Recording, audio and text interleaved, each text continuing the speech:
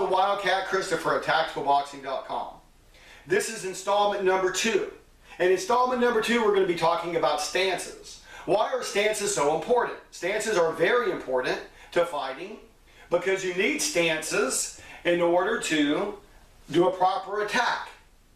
If you're not on balance, if you don't have good stability and good balance, you're not going to launch a good attack. Your attack's going to be weak and slow, and even if you do an attack and you do make contact, you're going to be knocked off balance. And you're going to have to reset yourself, get your balance back on to launch another attack. That's going to mess up your combinations and your advanced fighting game. You don't want that to happen.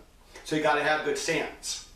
A lot of people's punches are not good because their stance from the very beginning is messed up, so they can't get a good punch. Also, it's going to mess up your defense. If you don't have a good stance, you're not going to have a good defense because you need that stability and that balance in order to slip and bob and weave and have a good defense. You're not going to have good footwork if you don't have good stance because stance gives you the good footwork so you can outmaneuver your foe and get into superior tactical positions. That's not going to happen if you don't have good stance.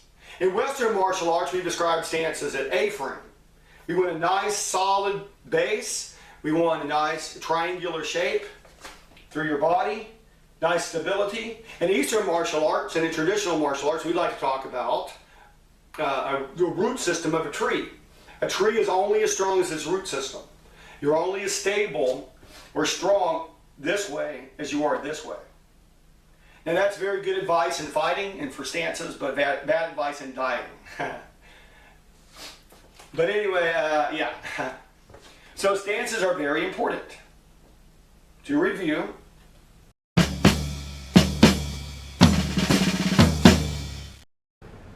so you may be saying to yourself about now, you've convinced me stance is important. So how do you do it? Well, I'm glad you asked. I'm going to show you the boxer stance. A lot of different martial arts teach a lot of different stances, but all of them come back to this universal stance because it's good for everything. And you can launch a lot of different attacks and a lot of different defenses and footworks from this basic stance I'm going to teach you. The boxers just call it a boxer stance. Taekwondo calls it a fighting stance. Other martial arts have similar names for it, but it's all a basic stance. Later on in the later video, we're going to talk about some more specialized stances. That's more of an advanced thing. We're going to talk about the basics right now. We're going to build on that foundation, as we said in installment 1. And from that foundation, we're going to get more and more advanced. So let's start with the basics. How do you do a boxer or a fighting stance? I want you to start with your body comfortably standing, with your feet slightly wider than shoulder width apart. I want you to take your left foot, if you're a right-handed person, or if you're a right-handed person, your left foot. Boxers put their left side out, if they're right-handed. They call that the orthodox stance. If they're left-handed, they put their right foot out. Because a boxer wants to put his weak side out. Okay? Now, other martial arts like to put the strong side out, and a lot of martial arts they use weapons like the strong side being out, because you don't want to really deflect sword blows with your hand. You want to deflect them with your weapon. But for boxers, in just general fighting, we like to have our weak side out. Now, there's a reason for that. We'll talk about the jab in our installment number 3. Okay? But for now, we're just going to put our weak side out. So we're going to take our slightly shoulder width apart stance. We're going to take our left foot, and we're going to take one step. Then we're going to rotate both of our feet slightly to the right, thereby rotating and narrowing our body towards the target, making a smaller target for our opponent.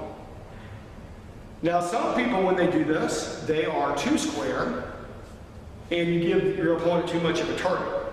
So you want to be slightly narrow to your opponent so that you're giving him less of a target. However, some people over-narrow themselves, and this is called blading, and they are more defensive and they're a smaller target, but they choke out a lot of their attacks. We'll talk about this in installment 3 when we do our right cross. You're not going to be able to do that if you're too bladed. Imagine, if you will, you're at the circus, and this is a tightrope. Notice that my feet are to either side of the tightrope. They're not on the tightrope. This would be called tightroping. or also called blading. No, but they are to either side of the tightrope. In boxing, this is called proper heel to toe alignment. The back foot, heel, is touching the tape, just barely, on the right side. And the left foot, the ball of the foot, or the toe, is almost touching the tightrope, or the line. Now, if I did this southpaw, it would be the exact opposite. So this is orthodox. This is southpaw. Okay. Also notice that my feet are 45 to the target. So if this line was pointing towards my target, these are aimed, my toes are aimed at 45 degrees to that. This is better for launching jabs and crosses and punches. You'll see a lot of other martial arts will point the lead toe because that's better for kicking. If you're in mixed martial arts, you could determine which style is better for you. But even if you were, you might want to adjust your strategy in the ring itself. And if you have more of an emphasis on boxing at any given time, then you'd want to do the 45 degrees. And then if you want to emphasize kicking, then you may want to switch. You can even do that in the ring. But for right now, we're talking about boxing. So we're going to do our 245s. Foot positioning in regards to our stance. But we need a good idea about our overall boxing posture, what's our whole body supposed to look like. We talked about below the belt. Let's talk about the basic entire posture. So we're going to talk about the torso or above the belt. But I'm going to talk a lot about your guard in a future installment about defense. So I'm just going to paint it in broad strokes right now. Okay? But we need to have this firm base of understanding overall boxing posture for future installments. So here we go. What are we supposed to look like head to toe? We've already discussed the feet. How about the knees? The knees should be bent. The back should be straight. The head should, your eyes should be tilted down slightly. Your chin should be tucked. Your arms should be up. Your elbows should be close to your body to protect your body. They shouldn't be tight gripping your body. They should just be loosely hanging. But they should be there, and they shouldn't be winging out, but they should be close to your body to protect your body. Your fists should be at your chin, at your cheeks. By putting them at your cheeks, you have optimum visual perception.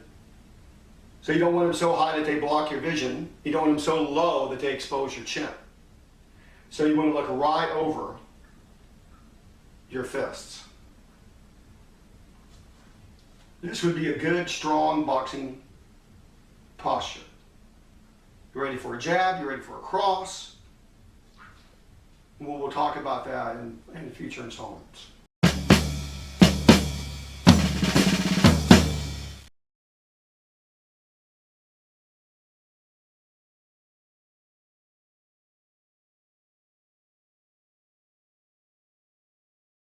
Well, until our next installment, remember, the more sweat in the gym, the less blood in the ring. This is Todd, the Wildcat Christopher at TacticalBoxing.com, signing off.